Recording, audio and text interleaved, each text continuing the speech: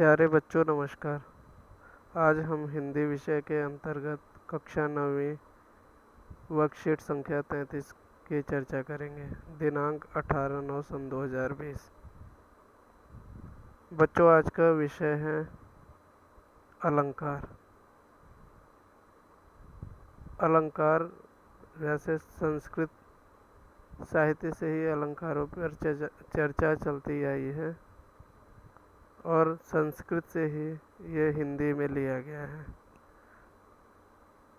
अलंकार का शाब्दिक अर्थ होता है आभूषण। आभूषण अर्थात गहने, और गहने पहनने का कारण होता है सुंदर दिखना। इसी तरीके से हम कह सकते हैं कि काव्य में अलंकार का प्रयोग कविता को सुंदर बनाने की प्रक्रिया है। तो हम कह सकते हैं कि काव्य को सुंदर बनाने वाले तत्व को अलंकार कहते हैं।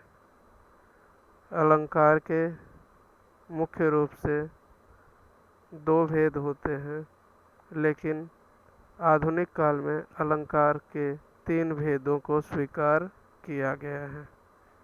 पहला है शब्दालंकार, यानी जिसमें शब्द के आधार पर चमत्कार उत्पन्न हो, उसे शब्दालंकार कहते हैं।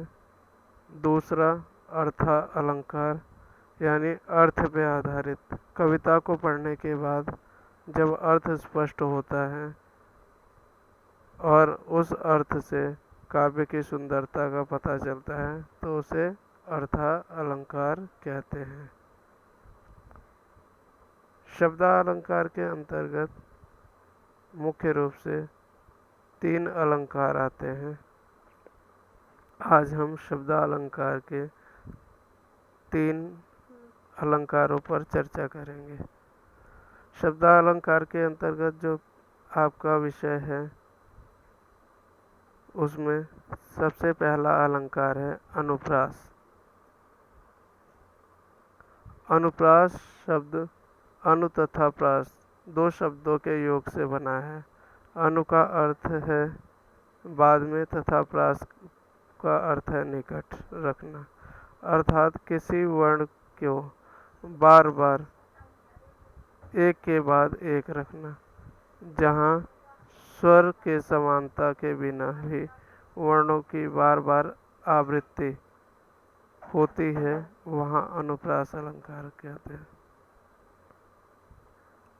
इस तरीके से हम कह सकते हैं कि जहाँ वर्णों की आवृत्ति हो, एक ही वर्ण बार बार आए, वहाँ अनुप्रास अलंकार होता है। जैसे इसका उदाहरण हम ले सकते हैं, रघुपति राघव राजा राम। यहाँ इस कविता में र की आवृत्ति हो रही है, यानी र वर्ण बार बार आ रहा है, अतः यहाँ अनुप्रास अलंकार है। शब्दालंकार के अंतर्गत दूसरा अलंकार है यमक। यमक अलंकार के अंतर्गत यदि किसी भी शब्द की आवृत्ति एक से अधिक बार हो, किंतु उसका अर्थ अलग अलग हो, तो वहाँ यमक अलंकार होता है। जैसे इसका उदाहरण है, कनक कनकते सौगुनी मादकता अधिकाय, वा खाए बौराए जग वा पाए बौराए। बच्चों, यहाँ कनक कनक 2 बार शब्द आया है, लेकिन दोनों बार कनक शब्द का अर्थ अलग अलग है।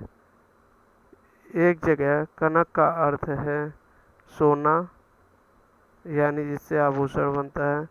दूसरी जगह पे कनक का अर्थ है धतूरा, यानी जो शिव जी को चढ़ाया जाने वाला एक कटीला फल होता है। ये दोनों ही मादक होते हैं। एक का नशा व्यक्ति को पागल बना देता है जब वो खाता है, दूसरे का नशा व्यक्ति को तब पागल बना देता है जब वह पा जाता है, वह खुशी से पागल हो जाता है। तीसरा अलंकार है श्लेष। श्लेष का अर्थ होता है चिपका हुआ होना या मिला हुआ होना। जहाँ काव्य में ऐसे शब्द का प्रयोग होता है जिसका विभिन्न प्रसंग के अनुसार एक से अधिक अर्थ निकलता हो, उसे श्लेष अलंकार कहते हैं। इस अलंकार में अनेक अर्थ वाले शब्दों का प्रयोग किया जाता है। जैसे इसका उदाहरण ले लेते हैं। रहीमन पानी राखिए, बिन पानी सब सून, पानी गए न उबरे, मोती मानस चून। बच्चों, यहाँ पानी शब्द का प्रयोग हुआ है और पानी शब्द में ही श्लेष अलंकार है। हम देखते हैं कि पानी गए ना उबरे, यानी पानी के जाने से इन तीनों चीज़ों की कीमत खत्म हो जाती है। किस किस की? मोती। मोती के लिए पानी का अर्थ होता है चमक। मनुष्य के लिए, मानुष अर्थात मनुष्य के लिए उसकी इज्जत। और चून अर्थात चूने के लिए पानी का अर्थ होता है पानी।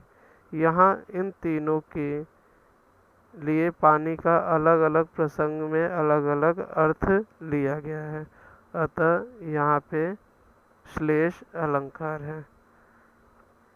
अलंकार की अगली कक्षा में हम अर्थालंकार तथा उभयालंकार पर चर्चा करेंगे। नमस्कार।